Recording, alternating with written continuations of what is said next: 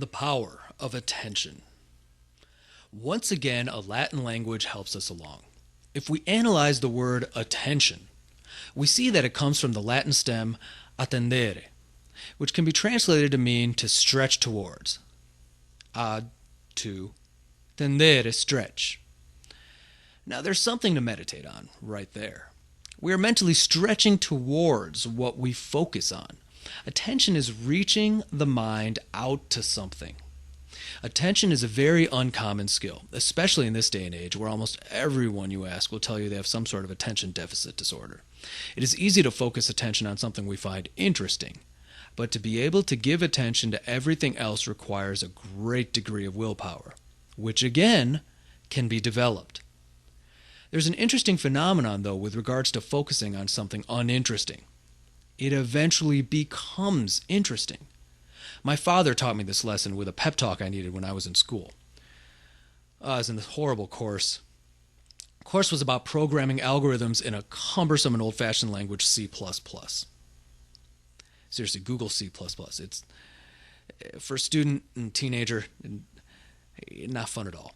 It was math intensive, which was only slightly interesting, but the textbook's delivery and explanation and the C++ language itself were outrageously boring to me. I was initially failing that class and really having a hard time until my father revealed something I didn't know. If you spend enough time learning something, anything, it eventually becomes of interest to you, no matter what.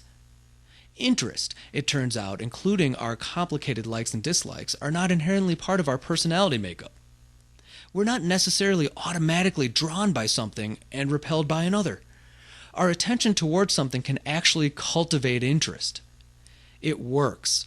I eventually got a good grade in the algorithms class and went on to do graduate school research with various artificial intelligence algorithms.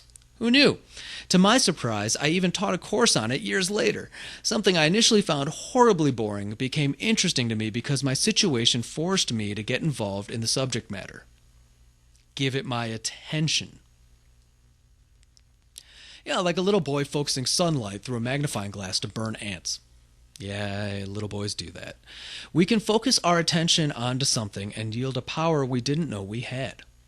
When done successfully, attention practice can bring out a genuine confidence that can really help guide through the obstacles on the way to reaching our goals. Indian yogis spend a great deal of their time practicing attention and focus in order to perfect their concentration abilities. When you're mentally trying to solve the mysteries of the universe and transcend emotion, you need all the concentration powers you can get. When we apply such practice to our endeavors, we can reap amazing rewards. Let's think about the etymology of the word attention again, mainly the part about drawing or stretching towards a direct object. What is stretching towards that object? Is it you? Our minds? What about us is focusing that attention on what exactly are we drawing towards the direct object with? Laser-focused thoughts? Whose thoughts? Yours, mine, ours? If we've already concluded, like we have earlier in the book, that like you or I doesn't exist in the exact way we think it does because of our mind's mediated perception, then perhaps we can at least safely determine that there is some sort of awareness that obediently stretches towards that object or thing. We can control our minds through this general sense of vague awareness of ourselves and our thoughts. If attention is focusing our consciousness and thoughts like a magnifying glass focuses sunlight, then also like the magnifying glass, without the focusing ability, the light would be too scattered to have any impact on the doomed ants, just as our thoughts would be too scattered to have any impact on our objectives.